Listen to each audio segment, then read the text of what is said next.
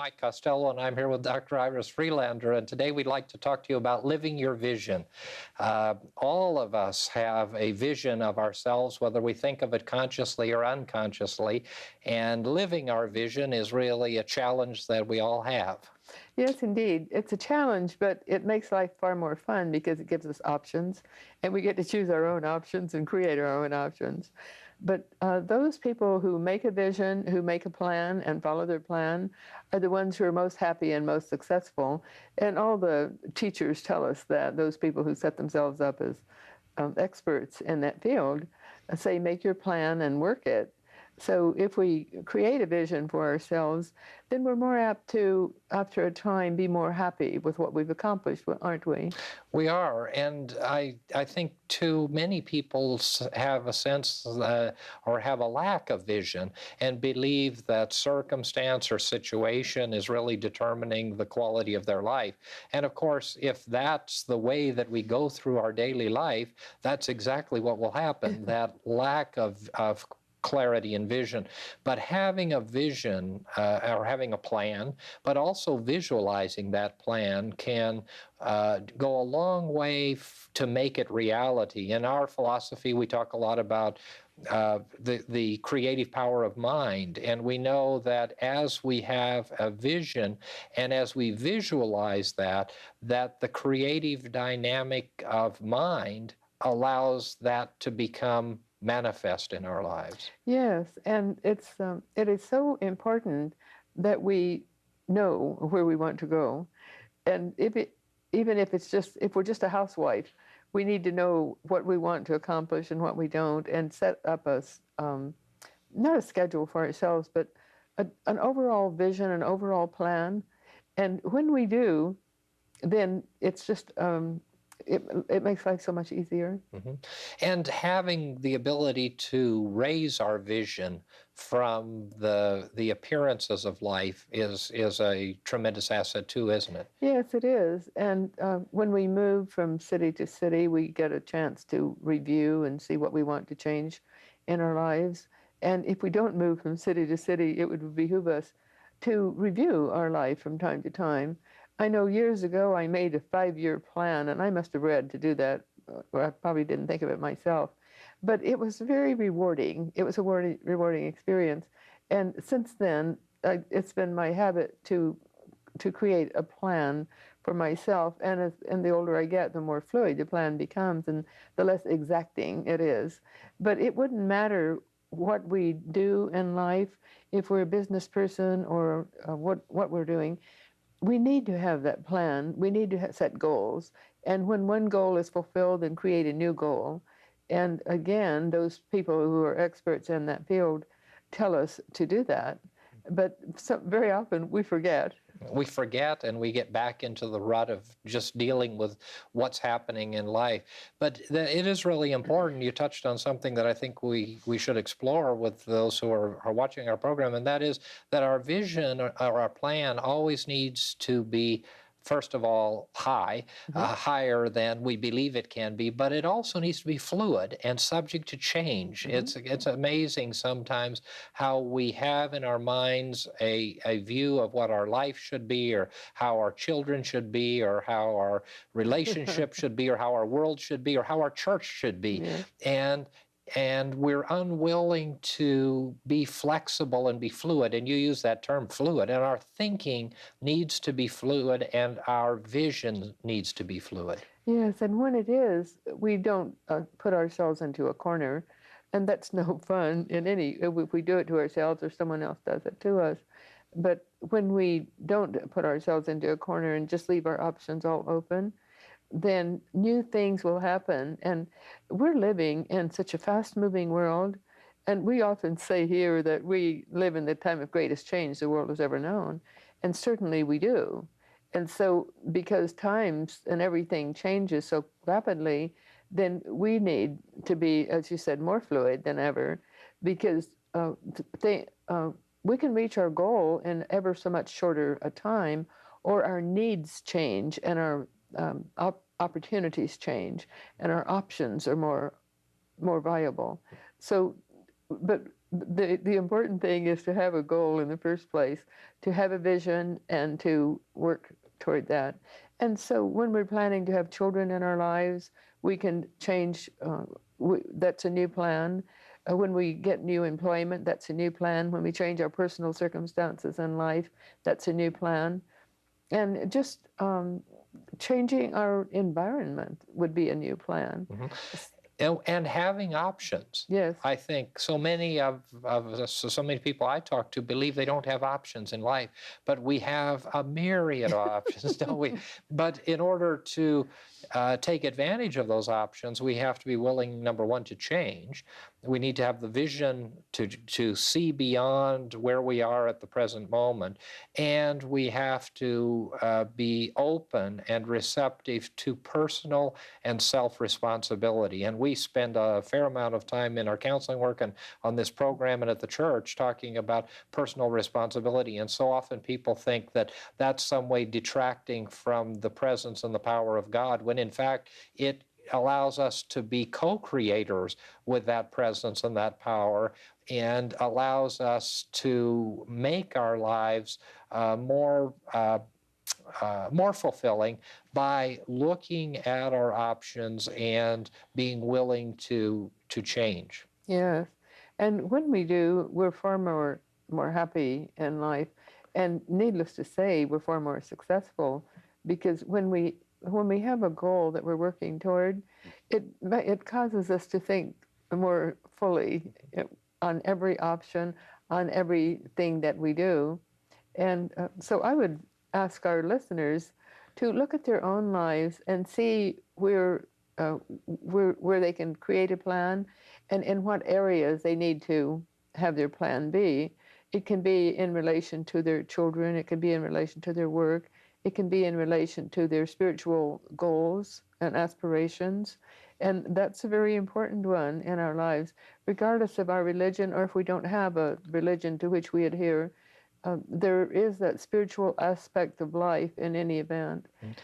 That's a wonderful differentiation. We can do a whole program. We could do a whole series of programs on the difference between religion and spirituality. But there is that spiritual dimension, that unseen dimension to our lives, to our being, and to our vision as well, isn't there? Yes, that's true.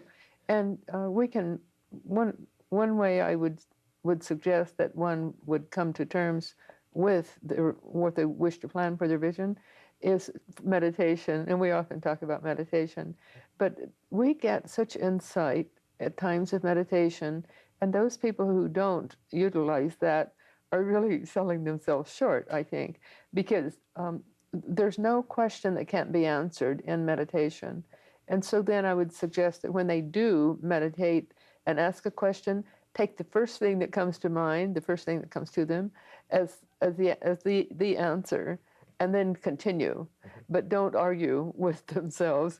And that's what happens so much. You and I have both been leading meditation groups for many years, and so we know that that people need to not shortchange themselves, but to just take the first thing that comes to mind and keep going and keep asking questions. You don't even have to ask the questions after a time, after one or two, then it just flows, and the vision can be created thus.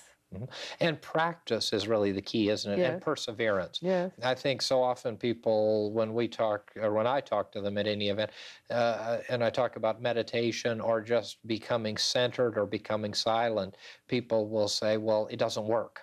Well, of course it doesn't work. If our lives are so cluttered and filled with so many things, and if we've come from a background where we believe that there, number one, may be no hope, number two, there may be no options, or number three, we come from a religious tradition or a spiritual place where we believe that that we have to plead with God, then we really need to work again and again at coming to this point of silence, coming to this point of centering, to coming to this point of meditation.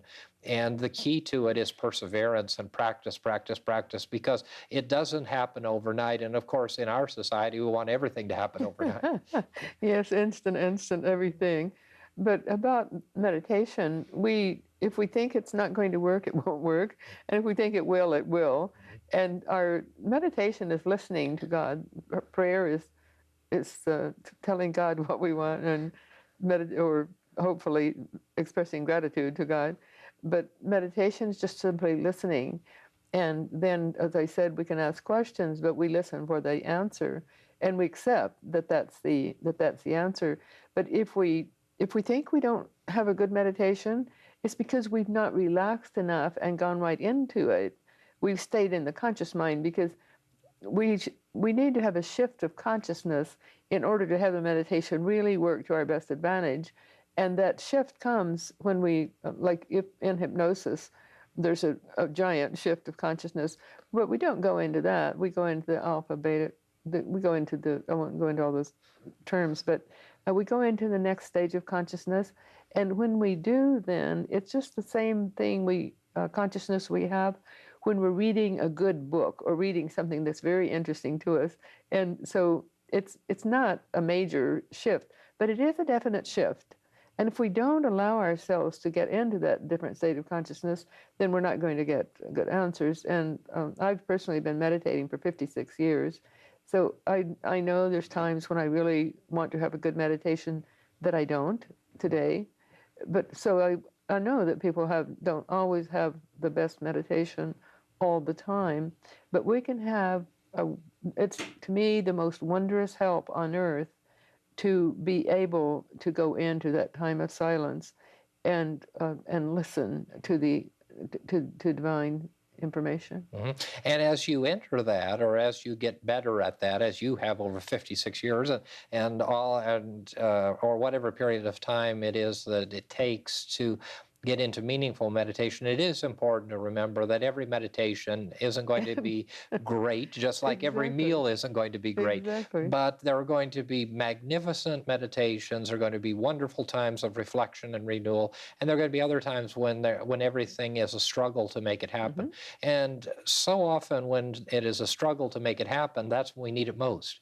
Yes, and I would like to say that struggle to make it happen is really not going into the silence. It's really keeping too much into the conscious and into the conscious mind, because we need to leave the struggle and the conscious mind behind and just be. And it's a delicate shift, but it is a definite shift. But the harder we work at it, the less apt we are to go into a really good meditation. Isn't that true? Absolutely. And it is imperative that we have a shift in consciousness.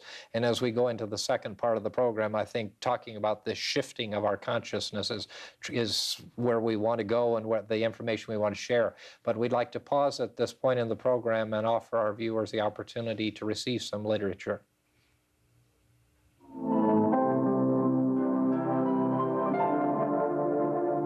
We would like to offer you the opportunity to receive one of these free booklets to further your understanding of the New Thought message of confident living. Each month we will feature a different booklet, which will be mailed to you free and postage paid. Simply address your request to Confident Living at P.O. Box 7726, Long Beach, California, 90807.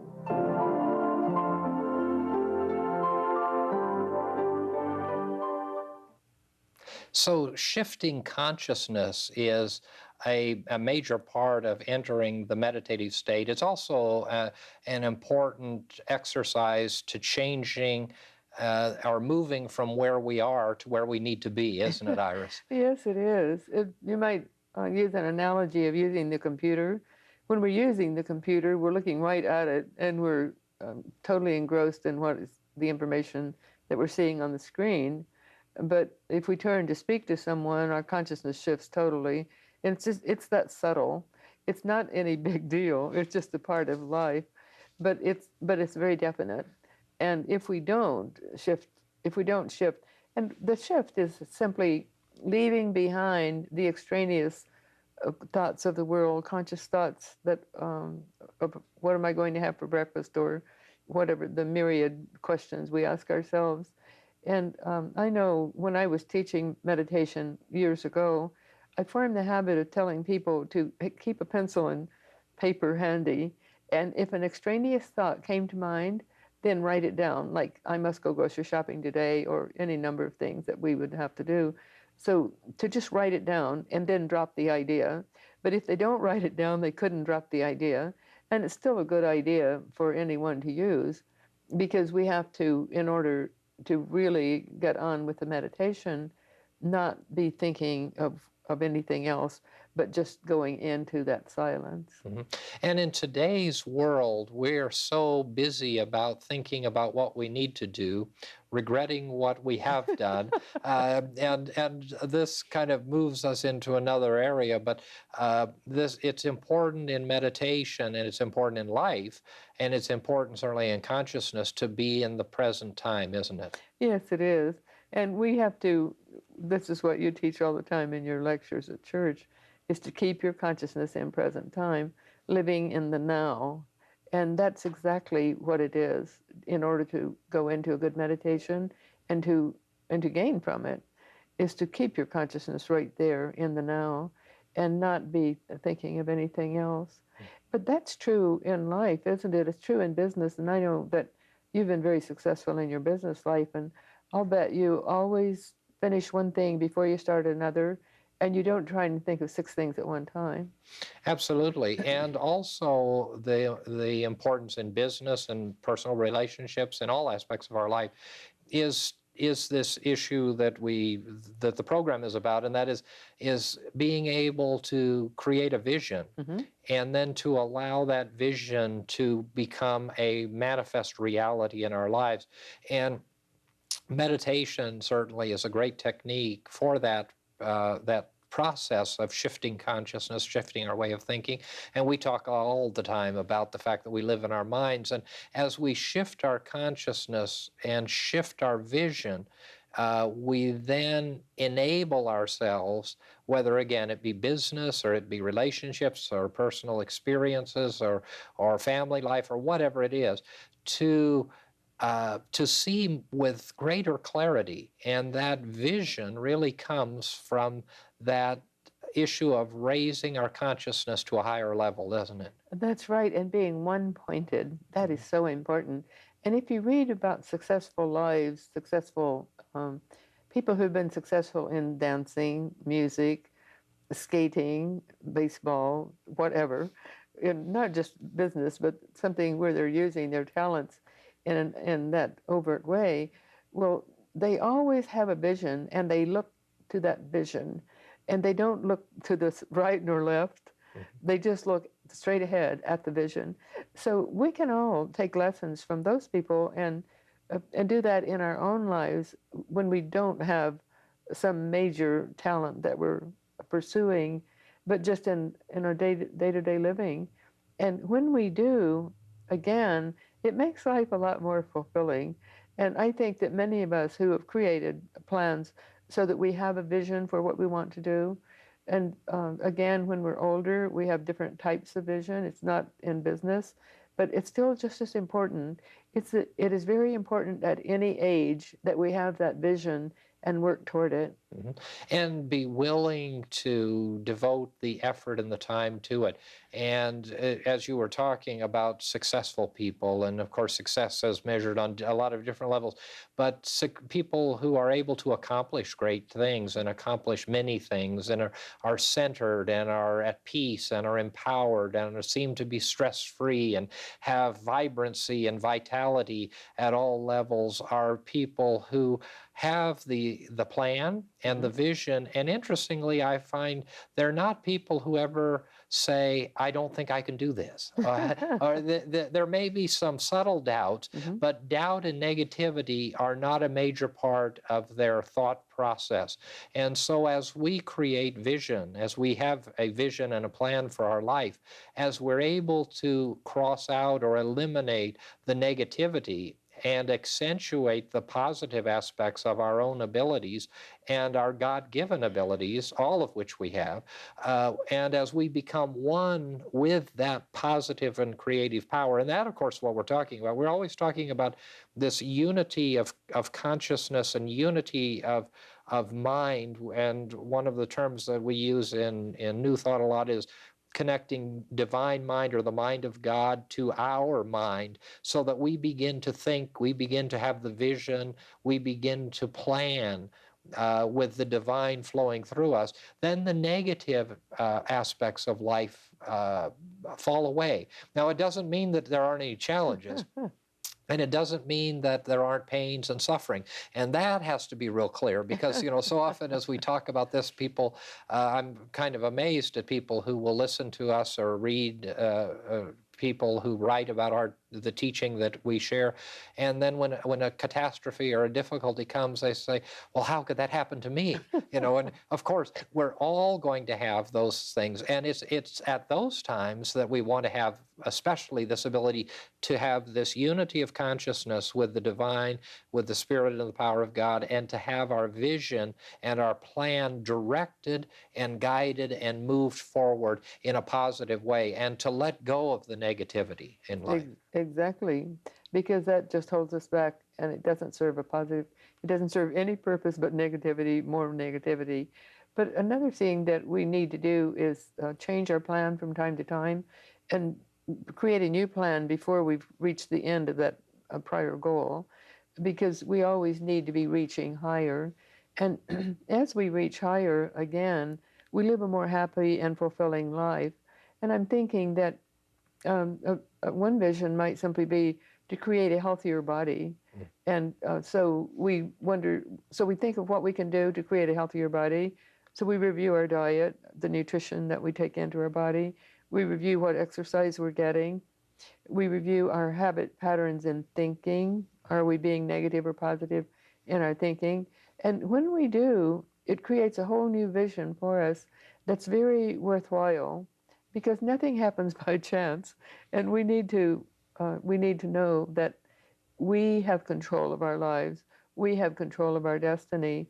And as we take control, we're creating an ever newer vision, aren't we? We are.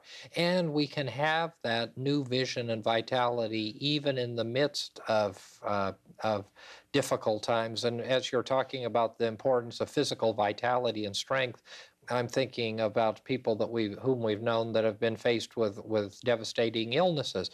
And yet in the face of those devastating illnesses, they have a vision of themselves that transcends that.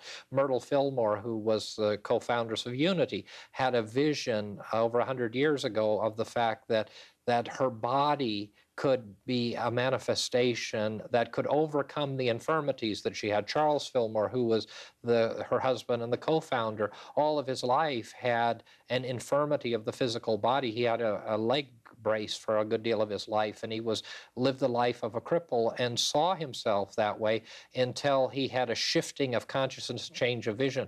At a point in time, he came to be able to remove the brace, but even to the end of his life, he had the infirmity, but the infirmity no longer dictated how he lived and what it was he taught and the vision that he had for himself and for others. And so he gave up the negative aspects of that physical impediment or illness, and he was able to rise above it, let his vision go above it. And he used to, in his writings, even said, if I live long enough, I'll be able to move beyond this, but if I don't, I'm going to go on and do what I need to do every day in spite of it. And so it's a good lesson that there are going to be difficulties in life, and there's nothing wrong with that. Of course. It's not that there's nothing wrong with it. Actually, it's that it's inevitable, because that's why we're here on Earth. And if we don't have a balance here on Earth, why be here? So we have a balance of ever new challenges, and also ever new joys and happiness. And so we balance that out. But as we look to our own lives, we can see, and I'm speaking to our audience now, we can see how we've changed things for ourselves for the better. And we can look around us at other people and see those people who look youthful, but they're older than their years, than they look. Well, you can see that it's their thinking that's kept them younger. And I know when I think of my grandmother or think of other older ladies, then those who had a more positive outlook on life and were happy with what life had given them, And they had, like you said, they all had their own problems, but they looked more youthful. It's interesting too. We talk a lot about our movement, and everyone is proud of their movement or their religion or their faith tradition. And in New Thought, it's interesting how people live vibrantly. And how that they tend to live vibrantly, and I think that has to do with a major part of the teaching is this issue of creating a vision, seeing beyond appearances, letting go of negativity, connecting the mind, body, spirit, taking on personal responsibility, doing those things so that that radiance comes through. And as that radiance comes through, it comes through in the form of health and healing in mind, body, and soul, doesn't it? Exactly. And I was thinking when you were saying that older people in the movement look more youthful, I had one friend who died at 105 and another at 101, and they were both very viable ladies, and they were active right up almost until they died, and it was just a joy to see them.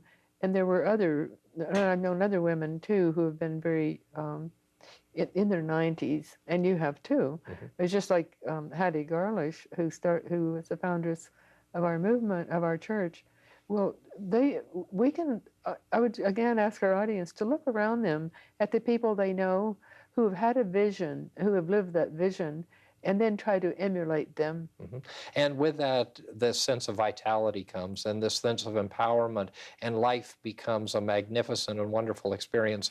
And of course, it can cross all denominational lines, all religious lines, and all faith lines. Having a vision for your life is so tremendously important, and we hope that you have a plan, that you have a vision, and that you can rise in thought and consciousness above the circumstances and situations of your life to the truth of who and what you are as a perfect and whole child of God.